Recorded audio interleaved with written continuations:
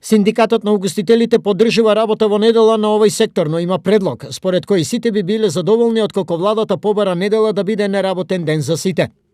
Доколку се одлучи да се работи во недела, во тој случај да се разгледа еден од предлозите, а тоа е сервис од 10% кој ќе треба да го плати уживателот на угостителските услуги и истите ќе припаднат на сите вработени во објектот.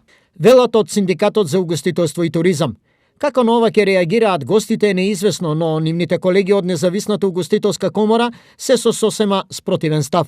Сметам дека цените кои што угостителите ќе ги даваат во своите објекти не треба да кореспондираат со надоместоците кои што се наменети за угостителските работници, затоа што за угостителските работници си постои закон за труд и социјала со кој што се предвидува да деновите кога се работи преку викенди, недела и празници им следува зголемен надомест.